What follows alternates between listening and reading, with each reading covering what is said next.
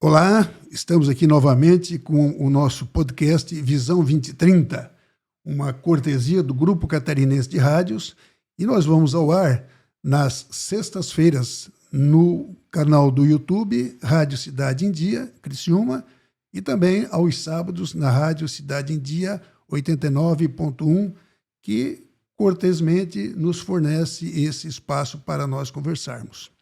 Hoje nós estamos aqui com a professora Morgana e ela vai falar sobre dois temas muito importantes para a consecução dos ODS, principalmente o ODS 14, Vida Marinha, e o ODS 15, Vida na Terra. E nós vamos falar juntando esses dois temas com os museus que são coordenados pela professora Morgana. Antes de passar a palavra para a professora Morgana, eu até fiz aqui uma seleção, né? Falando um pouquinho sobre o ODS 14. Vamos dedicar o primeiro bloco ao ODS 14, que é Vida na Água. E eu dedico esse primeiro bloco ao ODS 14 porque a professora Morgana ela é idealizadora e gestora, né? de um dos mais completos, se não o mais completo, né? Museu marinho da região sul e, quiçá, aqui de Santa Catarina. Então nós vamos falar sobre isso. E o ODS 14, ele fala sobre vida na água. E esse ODS, ele tem como redação conservar e promover o uso sustentável dos oceanos, mares e recursos marinhos para o desenvolvimento sustentável. Professora Morgana, um prazer tê-la presente aqui conosco nesse nosso programa Visão 2030, né? Para que a senhora fale, então, sobre esses museus, vamos começar, então, pelo Museu do Mar, Museu Marinho, e aí a senhora fala sobre todos esses detalhes. Inicialmente, gostaria de dar boa tarde a todos os teus ouvintes, professora Abel, dizer que é um prazer, uma honra compartilhar esses instantes contigo e com os teus ouvintes. Um tema bastante importante, urgente, né? Falar das ODS, da importância de projetos que estão, né, sendo desenvolvidos pela universidade, todos fora também do círculo acadêmico, que dão sustentação a essas importantes iniciativas, né? A conscientização para a fragilidade com que se encontra principalmente o meio marinho. E falando nisso, a gente fala também, não tem como falar do museu, a sua parte que fala e que expõe legítimos representantes da fauna marinha, muitos deles visitantes ocasionais nossos, né, como pinguins, lobos marinhos e leões, mas que estão ali, né, sob risco de também não deixarem de existir pelas inúmeras fragilidades e impactos ambientais que esses ecossistemas estão sob ameaça, né?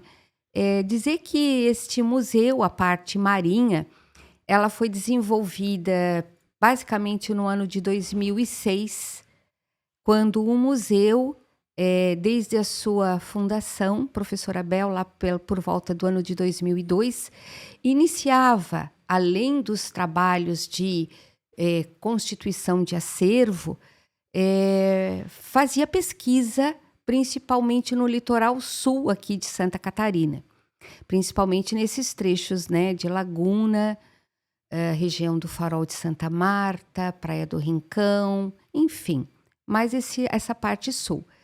E esses trabalhos, né, muitas vezes atingimos até a localidade de Passo de Torres, era uma quilometragem expressiva, e a gente podia observar, porque o museu é isso, né, é exposição, é educação, é pesquisa. E é ciência. E né? é ciência, né? Mas vamos dizer assim, uma pesquisa mais fundamentada na parte, então, marinha, onde a nossa equipe se deslocava quinzenalmente pelo litoral e para monitorar realmente esse espaço e entender os principais impactos responsáveis pela perda da biodiversidade marinha. E aí a gente constatava inúmeros impactos, principalmente as redes de pesca, né, onde a gente tem um grande número de exemplares lá, como os leões, lobos marinhos tartarugas marinhas, né, que são animais que precisam respirar pela superfície, mas muitas vezes golfinhos presos em redes de pesca, né? Então, essas ações antrópicas eram, né, frequentemente visualizadas, e esses animais que eram mortos, já mortos, deixados pelas correntes marinhas, né, pela linha ali das marés, então eram recolhidos pela equipe do museu e tratados por técnicas específicas para sua conservação. E posteriormente incorporados então ao acervo. Então, ao longo deste tempo, nós fizemos então, vamos dizer assim, a construção deste acervo marinho que hoje está exposto, né, no campus da Unesc. Isso também, professora Abel, nos deu fizemos uma construção de importantes laços neste período com outras instituições de pesquisa, né? Redes. E o resultado de tudo isso foi a formação de uma importante rede, um protocolo firmado entre instituições, que se denominou, então, um protocolo de encalhe e emales da APA da Baleia Franca. Então, o museu, de certa maneira, ele desbravou para a instituição importantes parcerias na área da pesquisa, né? E que tudo isso se reverbera no respeito, né, à vida desses animais e na construção de ações efetivas que possam mitigar, né,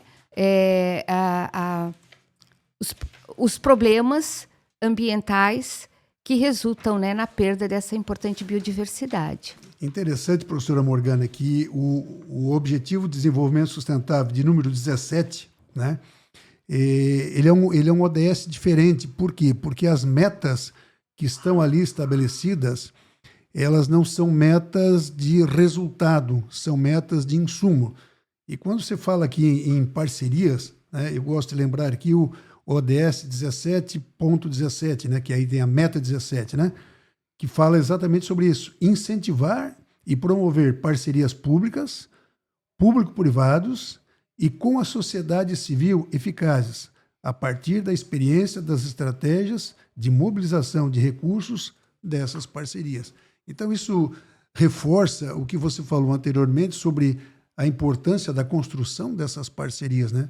Porque uma coisa que a gente sempre fala no movimento ODS é que ninguém faz ODS sozinho. Perfeito. Não tem como fazer ODS sozinho. Então, essa construção de parcerias que você acaba de relatar aqui para nós, né, isso faz com que a Agenda 2030, né, que comporta ali os Objetivos de Desenvolvimento Sustentável, ela se fortaleça ainda mais, né? Então, nós estamos falando nesse primeiro bloco aqui sobre a vida marinha, né, sobre esse ODS 14, que é a vida marinha. E eu, assim, antes de lhe conceder a palavra novamente, eu assinalei aqui algumas metas, né? Algumas dessas metas, inclusive na redação original, elas já venceram em 2020. Mas eu suprimi esse vencimento, né? E mantive aqui a redação. Então, a meta 14.1, ela diz assim: conservação e uso sustentável dos oceanos, dos mares e dos recursos marinhos para o desenvolvimento sustentável. Eu até gostaria que, se você tivesse conhecimento, né, existe eu não sei se chega a ser uma pesquisa ou se é apenas uma notícia, mais uma notícia aí, né, das tantas que vem alarmando o mundo, né, de que em 50 anos nós teremos mais plástico no mar do que peixes. Eu não sei se procede isso ou não, se tem alguma base científica ou não, mas não é a primeira vez que eu abordo esse tema, porque eu já li e já ouvi mais de uma vez. E aí? Professor Abel, as estatísticas, eventualmente, elas podem dar margens, né, para mais, para menos, mas a realidade que se apresenta, ela não é uma realidade positiva, olhando para um futuro onde hoje, por exemplo, por meio do Museu de Zoologia, em nossas ações com os animais marinhos, frequentemente, a gente já pode dizer assim, recebemos animais comprometidos com o plástico, né? Então, aquilo que muitas vezes poderia ficar na literatura, o Museu de Zoologia, ele, na prática, ele visualiza isso. Sempre que, por exemplo, chega um animal, por exemplo, uma tartaruga marinha, que a gente faz essa técnica de preservação e que, com a retirada dos órgãos, a gente percebe, principalmente na região gástrica, né? A presença de os vestígios de plástico, de material plástico, né? Dentro do seu trato digestivo. Isso para nós é muito triste, né? Porque a gente pode perceber que este animal, uma vez utilizando desses alimentos, principalmente tartarugas, que são facilmente enganadas pela presença de uma sacola plástica com seu alimento predileto, que são as águas vivas, acabam se alimentando e, com certeza, esse material ele não se decompõe, o suco gástrico não vai decompor, não tem competência para isso, não tem competência, não é da natureza deste animal, e isso vai permanecendo de forma que o animal morre por inanição, porque ele não come, né? E quando chega para nós, bloqueia, né? Bloqueia. Quando chega para nós, então, a gente tem visto muito isso, sabe, professora Bel? Então, é uma realidade próxima. É uma realidade nossa, né? Próximo. E uma coisa, assim, só para corroborar com o que você está falando, né, professora Morgana, a gente percebe até mesmo sem muita ciência a respeito do assunto, né, que, claro, a autoridade aqui em relação ao assunto é você, né? Mas a gente percebe, mesmo como leigo no assunto, né, quando dá muita chuva e os rios sobem, desaguam nos mares, né, o que o mar devolve, né, para as margens ali, né? É o retrato, né? Então aquilo ali vem plástico, vem lata, vem PET, vem aquela coisarada toda, né? E que, sem dúvida nenhuma, tá lá dentro do mar, né? Então, se o mar jogou ali para fora, é porque estava dentro do mar. Com certeza, né? Ele não quer receber esse tipo. A natureza marinha não é para isso, né? E realmente, toda a nossa ação, ela reverbera contra nós mesmos, né, professora Bel? É a nossa casa. O planeta é a nossa casa. Nós não temos outra casa a não ser aqui. Não tem planeta B, né? Não tem planeta B, né? É esse e pronto. E as pessoas precisam ter essa consciência, né? Aquela história de... não deixar de cortar uma árvore, existem muitas. Não, o mar, olha, ele é infinito, tu nem percebe, tu nem vê o final dele. Tudo é muito finito, né? Tudo é muito finito. E as lentes hoje estão nos retratando que o planeta... Está doente. Está doente. Está muito doente, né? Tá muito doente. Gente precisa de iniciativas importantes, né? A conscientização. Sobre essa questão da ação antrópica, né? Então, só fala um pouquinho sobre a ação antrópica, né? Porque talvez muitos dos nossos internautas e dos nossos ouvintes não conheçam muito bem essa expressão, né? Fala um pouquinho mais sobre a ação antrópica. A ação antrópica, professora Bel, a gente considera toda a ação humana, né? A toda ação humana que possa comprometer de forma negativa, porque toda ação, ela tem resposta, positiva ou negativa. Nesse caso... A toda ação corresponde a uma reação. A gente aprende desde pequeno, né? E não esquece. Não esquece. Fato, né, professora Bel? Mas aqui, de uma maneira, em forma de um impacto negativo ao meio ambiente, à biodiversidade. Então, quando a gente fala, por exemplo, a pesca, a sobrepesca, uma rede de pesca, a rede de pesca tem a sua função. Mas, ao longo do tempo, por exemplo, essa rede, ela vai apodrecer, ela vai ser deixada ali por ao longo tempo, muitas vezes, ela arrebenta, essas redes continuam pescando, porque ao sabor das ondas e as correntes marinhas, elas são levadas. E elas continuam pescando o que a gente chama, por exemplo, de rede fantasma, né? Então, continuam capturando aves marinhas, tartarugas marinhas, golfinhos, animais que precisam da superfície para respirar e não conseguem, né? Porque não são peixes, são animais pulmonados. Então, existe a morte, um índice muito grande de morte desses animais por esses petrechos que a gente chama de ação humana, ação antrópica, né? O derramamento de óleo, a contaminação dos oceanos por os diferentes mais elementos químicos. O lixo hoje é um agravante importante, como o senhor colocou, professora Bel, né? Então, toda a ação, principalmente voltada ao meio marinho, tudo que é feito por nós aqui dentro de uma cidade e que é carreada pela chuva, pelos rios e depois vai para os oceanos, né? Tem essa consequência. Então, a gente chama isso, né, de uma ação antrópica. Né? E assim, você falou ali anteriormente sobre a questão da sobrepesca, né? É interessante que a meta 14.4, né, desse ODS 14, que é a vida na água, né, fala exatamente sobre a sobrepesca, né? Então, é mais uma das metas que já venceu lá em 2020, mas eu vou ler o restante da redação, né? Então, é efetivamente regular a coleta e acabar com a sobrepesca, né, ilegal, não reportada e não regulamentada, e as práticas de pesca destrutivas, e implementar planos de gestão com base científica para restaurar populações de peixes no menor tempo possível, pelo menos a níveis de que possam produzir rendimento máximo sustentável como determinado para suas características biológicas.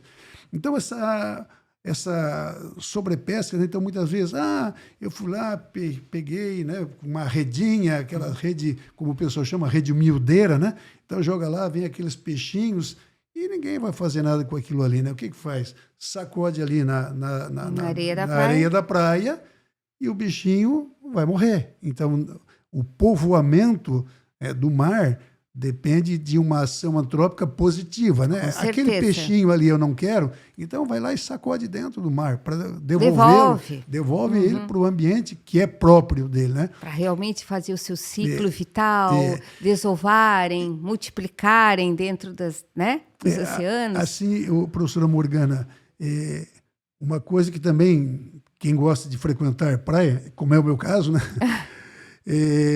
Mas a gente percebe o seguinte, a diminuição substancial do número de siris.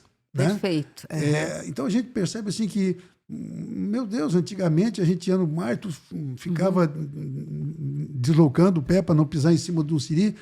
Hoje, para tu achar um siri, para tu enfiar o pé em cima, é custoso, né? Então, e aí, mais uma, né? Mais uma que o pessoal, muitas vezes, à noite, né? Vai lá com a redinha, aí de manhã sacode a rede na areia, tem o sirizinho ali, quebrou as garras dele, né? E o siri não tem condições de voltar, mas está vivo ainda. Então joga de volta na água, né? Eu tenho medo de pegar um siri. Não, chama alguém que não tem medo. Me chama que eu não tenho medo de pegar o siri e jogar de volta. Pequenas coisas, né, professora Bel? Porque todo mundo participa de uma certa forma, contribuindo para que o resultado seja positivo. É claro, né, se a gente for comparar a ação de um pescador artesanal para um grande barco pesqueiro, né, seria muito injusto fazer essa comparação, sim. Mas todo mundo tem uma responsabilidade. Uma parcela de responsabilidade, né? grande, Isso né? não quer dizer que eu não estou naquele barco, eu não estou fazendo, eu não sou o responsável, né, pela grande mortalidade dos peixes. Isso não me redime da minha responsabilidade de também fazer a minha parte. Né? Então, isso é muito importante, a gente ter essa consciência. Né? Não é porque eu não me sinto responsável que eu vou deixar de fazer uma ação positiva ao meio ambiente. Perfeitamente, né? Perfeitamente. A boa ação, né? Eu costumo sempre dizer o seguinte, professora Morgana, que às vezes existe uma certa confusão de uma ação filantrópica com ODS, uma ação filantrópica, né, com responsabilidade social, são coisas distintas, mas elas também são importantes de serem feitas. Com certeza. Né? Então, está doando uma cesta básica, está fazendo um favor disso, está fazendo aquilo, continua fazendo. Não é ODS? Não é ODS. Não é responsabilidade social? Também não é. Mas é uma ação fundamental, porque se nós queremos ter um mundo melhor, mais justo, uma sociedade mais digna, cada um tem que fazer a sua parte. Com certeza. Né? Ser generoso, né? Ser generoso. Com o próximo e com o ambiente. E com o ambiente. Né? Perfeito. Então, nós estamos encerrando esse nosso primeiro bloco, falando aqui sobre o ODS 14, Vida na Água, né? Com a professora Morgana. E isso aqui nós estamos, por gentileza, do Grupo Catarinense de Rádios, e nós vamos ao ar no canal do YouTube Rádio Cidade em Dia, nas sextas-feiras, ele já é disponibilizado, né? E nos sábados é disponibilizado na Rádio Cidade em Dia 89.1. No segundo bloco, voltaremos a conversar com a professora Morgana. Olá, estamos de volta para o nosso segundo bloco, por cortesia do Grupo Catarinense de Rádios. Estamos aqui na Rádio 89.1, Rádio Cidade em Dia, e estaremos disponíveis no canal do YouTube Rádio Cidade em Dia a partir das sextas-feiras. Então, sintonize a Rádio Cidade em Dia e sintonize também o canal do YouTube Rádio Cidade em Dia, para que nós possamos, então, levar essa nossa mensagem da Visão 2030 para o maior número possível de pessoas. Então, estamos hoje com a professora Morgana, né? E a professora Morgana está falando sobre museus. No primeiro bloco, falamos sobre o Museu do Mar, Museu Marinho, e agora vamos falar sobre o Museu da Terra, né? E, especificamente, nesse Museu da Terra, nós temos uma relação muito forte com o ODS 15, que é Vida Terrestre, né? Então, esse ODS ele tem como redação proteger, recuperar e promover o uso sustentável dos ecossistemas terrestres, gerir de forma sustentável as florestas, combater a desertificação, deter e reverter a degradação da terra e deter a perda de biodiversidade. Professora, se eu não estiver sendo pedindo muito da sua parte, fala um pouquinho antes de nós falarmos sobre o museu, sobre biodiversidade, que é um conceito que muitas vezes fica alheio às pessoas, né? As pessoas acham que biodiversidade é uma coisa e muitas vezes o que acham não corresponde exatamente com o conceito de biodiversidade, né? Apesar de que, aparentemente, né, a junção dessas duas palavras, desses dois termos, né, bio e diversidade, sugeriria um conceito. Mas nada melhor do que uma pessoa que conhece profundamente o assunto, como é o caso da professora Morgana, que explica, então, sobre a biodiversidade. A biodiversidade, professora Bel, né, de uma maneira muito simples e básica, para todas as pessoas poderem ter esse entendimento, é isso mesmo, é de forma simples, é falar sobre a diversidade de vida no planeta, né? Uma diversidade de vida que envolve plantas, animais, né, seres vivos. Então, uma diversidade de vida, a qual, né, depende fundamentalmente do equilíbrio dos diferentes ecossistemas nos quais essa biodiversidade está vivendo. Uhum. Então, daí a importância de a gente sempre tratar o ambiente, né? Porque o ambiente vai justificar e quantificar, né, a vida de plantas e animais que ocupam um determinado espaço no planeta. Inclusive, né, não podemos esquecer que nós fazemos parte dessa biodiversidade. Com certeza, Então, né? muitas vezes fala-se em meio ambiente, né, professora Morgana? E as pessoas dizem, o ambiente são as plantas e os animais. Ok, como você falou, é a vida. É a vida. É a vida, nas né? suas múltiplas formas. Exatamente. Isso é importante, né? Perfeito. Então, aqui, eu só para ilustrar um pouquinho essa nossa conversa, né, eu selecionei aqui 2 metas do ODS 15, que é a vida terrestre, né?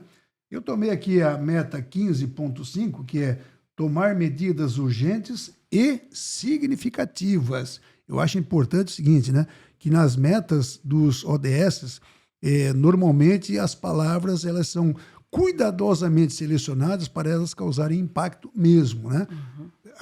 Repetindo o que nós falamos no primeiro bloco, né, professora Morgana? Não existe planeta B. Vamos cuidar bem desse, que está doentinho. Perfeito. Está doentinho, Perfeito. Né? E aí diz o seguinte, né? Medidas urgentes e significativas para reduzir a degradação de habitats naturais, deter a perda de biodiversidade e proteger e evitar a extinção de espécies ameaçadas. Importantíssima esse trecho, né?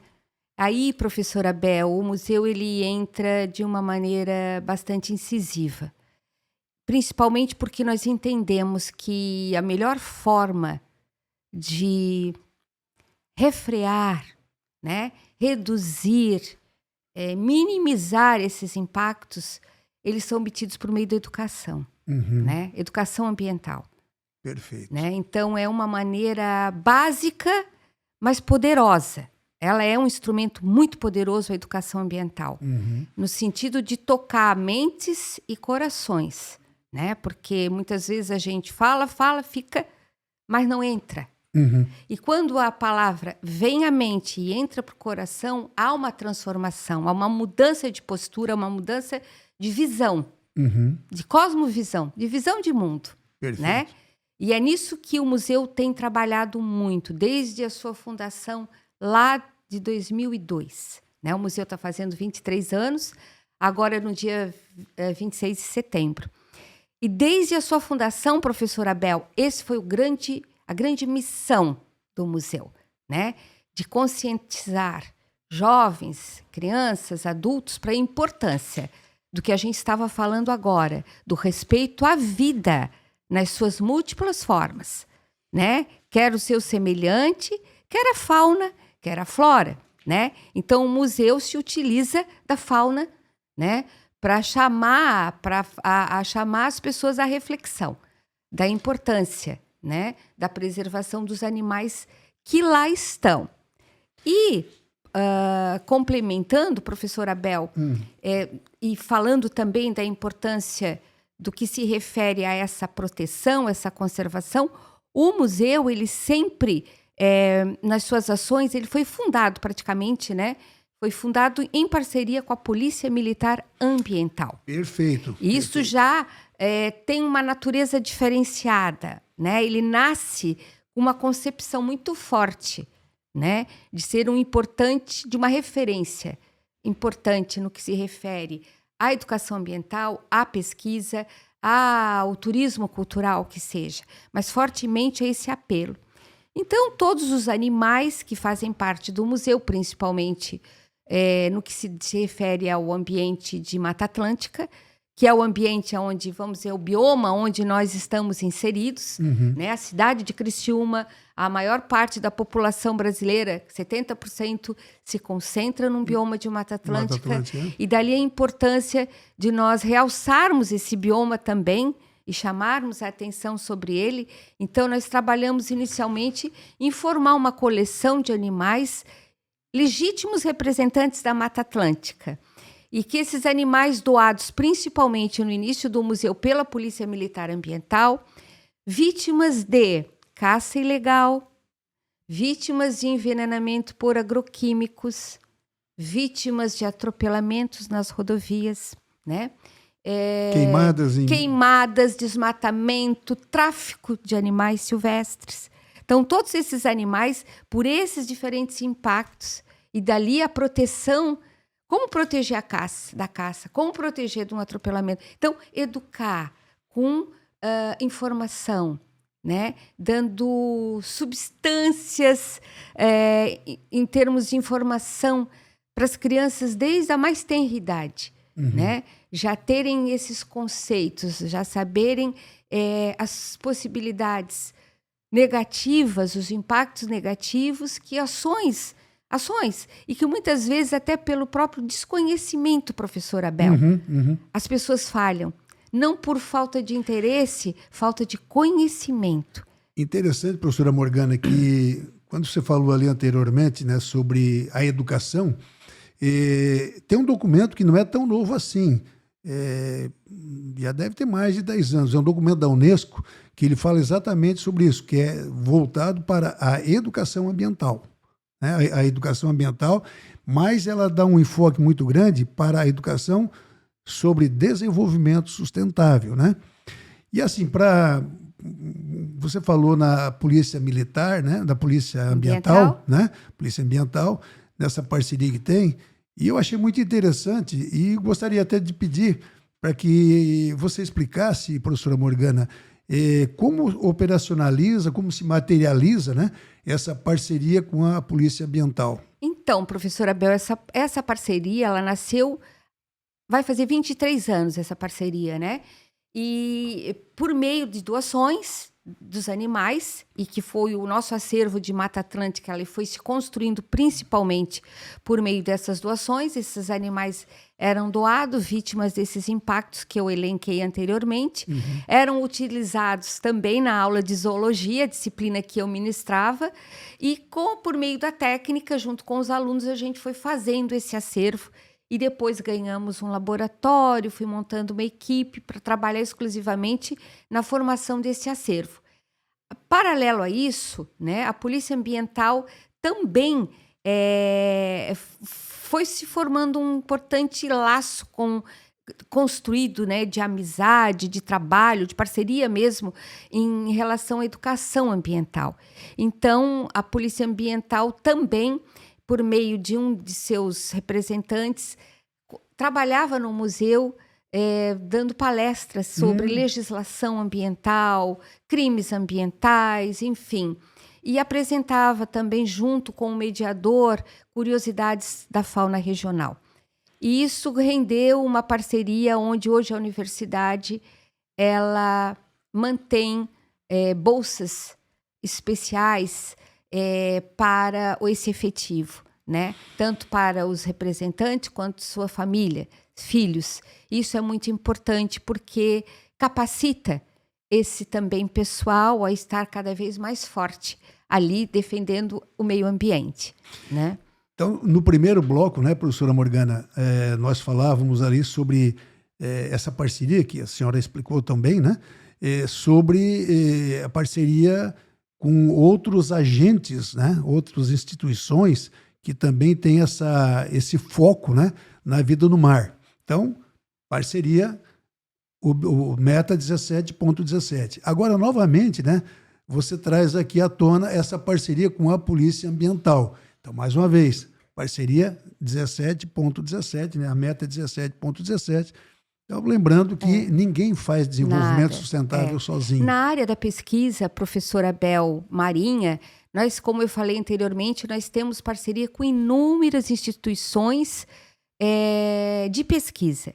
Na parte do ambiente de biodiversidade de Mata Atlântica e o acervo em si também, nós construímos importantes laços com a comunidade escolar, né? São mais de 700 instituições de ensino que visitam o museu, mais de 700 instituições. Recebemos de Passo de Torres, Laguna e fora todo um pessoal que circula e que já vem do Rio Grande do Sul, de outros estados, para Criciúma, para conhecer a universidade, para ir para o museu. Então, o museu se tornou uma referência muito importante, né, nessa área. Mas, falando em parceria, o museu construiu também importantes parcerias com a iniciativa privada, né? Nós temos uma gama de empresas apoiadoras do Museu de Zoologia desde a sua fundação, né? Bom, né? Que apoiam o museu em suas ações e que investem também, né? Principalmente para a sua ampliação. Posso citar aqui, por meio também de leis de incentivo, várias empresas, né, no ano de 2024, participaram de uma ação importante do desenvolvimento do museu, que foi, né, a implantação de uma primeira unidade do Museu de Zoologia fora do campus universitário, né, onde nós estamos hoje também alocados no Parque das Nações Cincinato Naspolini.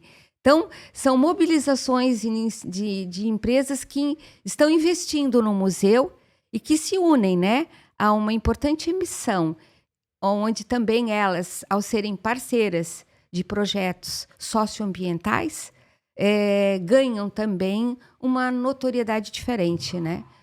Ganham também, vamos dizer assim, uma imagem ainda mais positiva das que elas já possuem.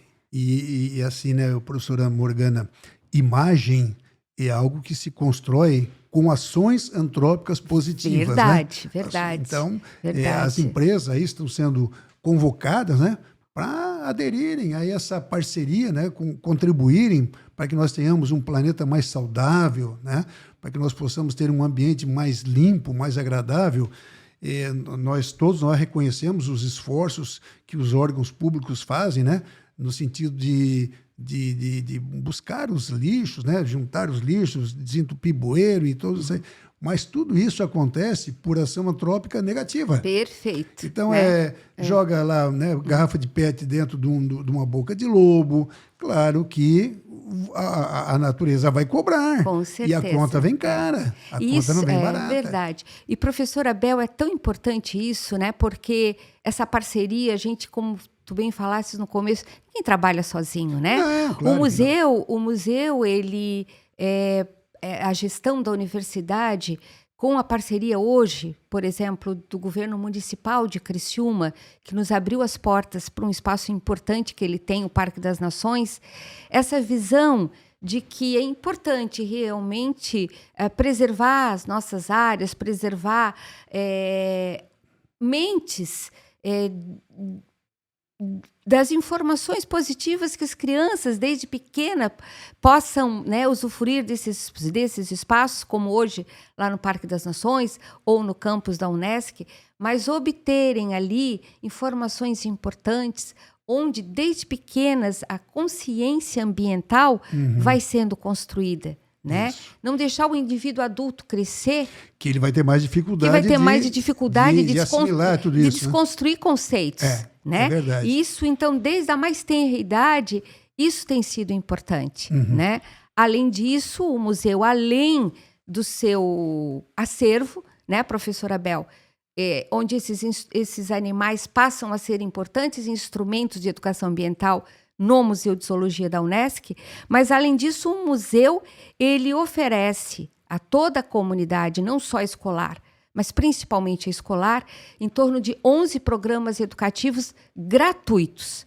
A visita ao museu é gratuita, tanto no campus da universidade, quanto no Parque das Nações, que é uma forma de popularizar e difundir esse saber.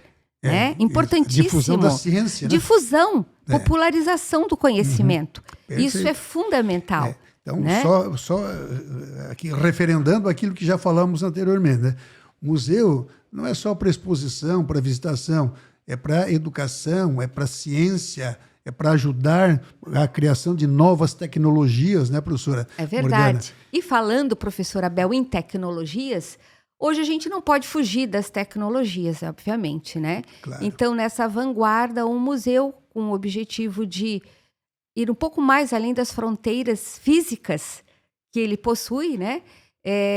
Começou a fazer trabalhos utilizando importantes ferramentas hoje, como, por exemplo, né, disponibilização de vídeos educativos.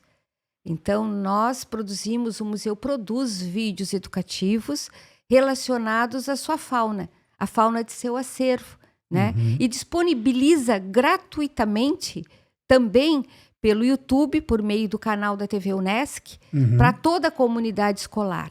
E isso também, como um material complementar, didático para as escolas, ele tem uma representatividade importante no que se refere à educação. E esses meios tecnológicos cada vez mais avançados, né? Pelo canal do YouTube da Rádio Cidade, nós estamos aí levando ao ar essa riquíssima aula que a professora Morgana está nos dando, né, sobre a vida no mar e a vida na terra.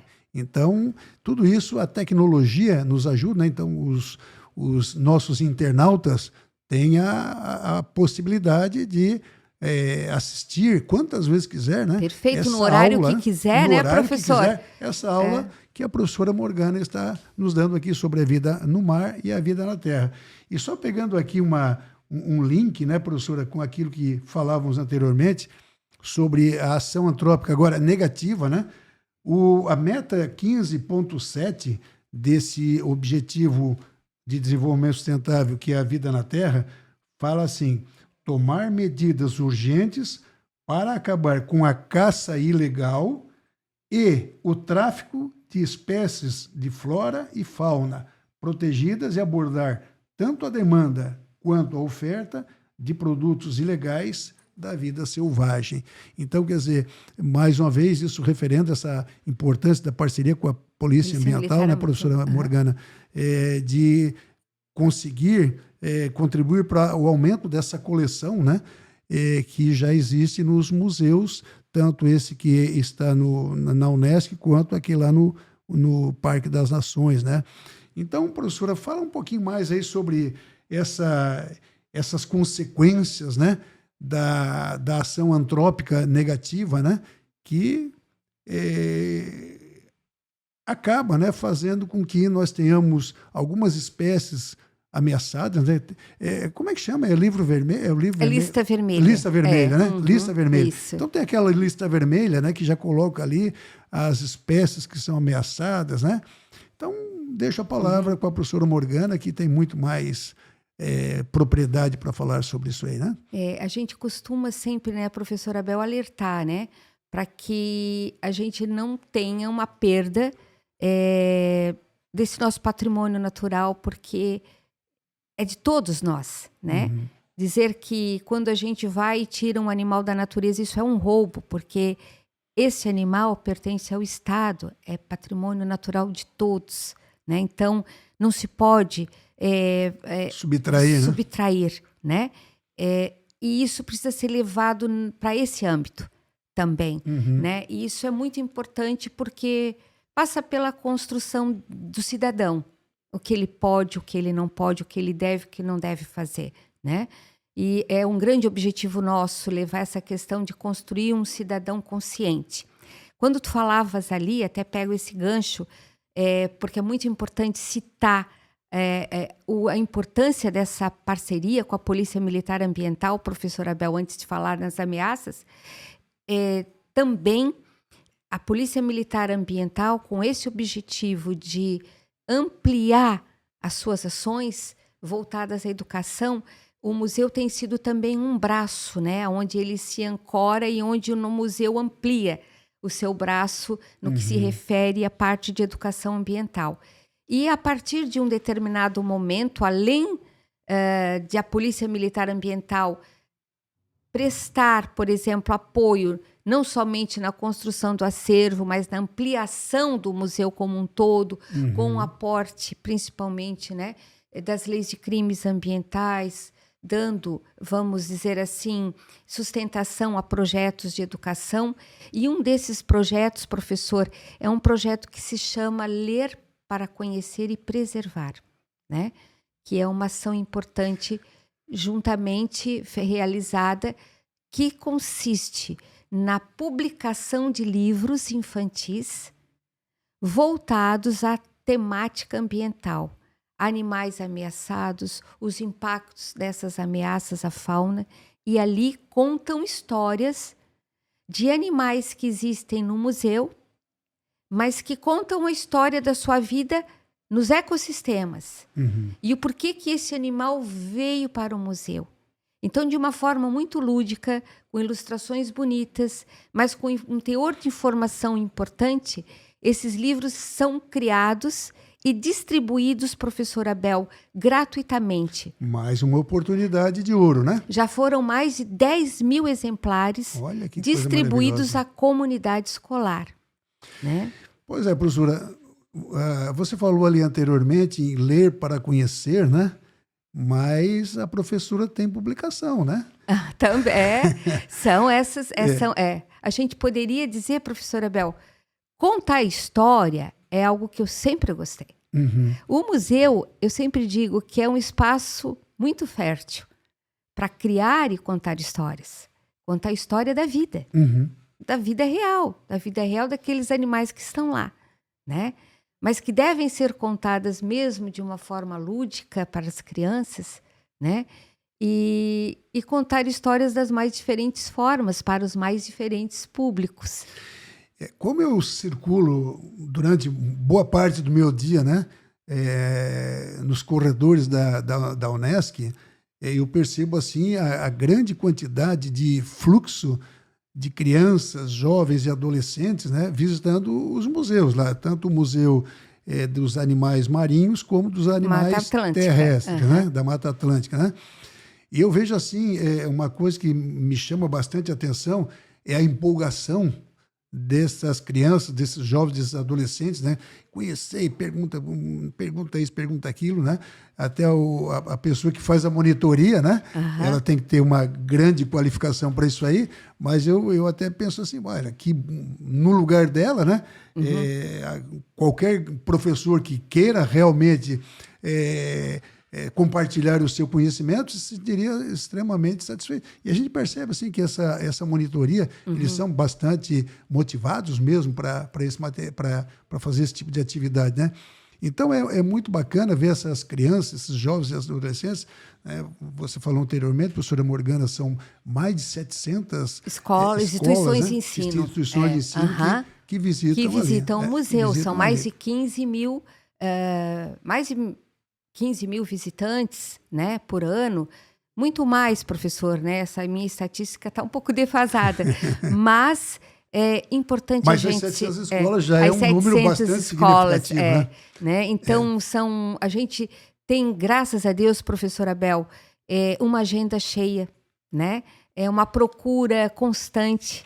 Então, é uma resposta muito positiva que o museu tem da comunidade em geral, principalmente da comunidade escolar, mas a comunidade em geral também, né? Como um todo. Isso, para nós, vamos dizer assim, o maior presente. Saber que estamos contribuindo com o meio ambiente por meio da educação, né? Transformando a consciência ambiental dessa e das futuras gerações. Perfeito. Então, em nome do Movimento ODS Santa Catarina, o Comitê Criciúma, aqui, do qual eu sou o coordenador geral, eu gostaria de agradecer a sua participação aqui, professora Morgana, e lembrar que as portas aqui estão sempre abertas.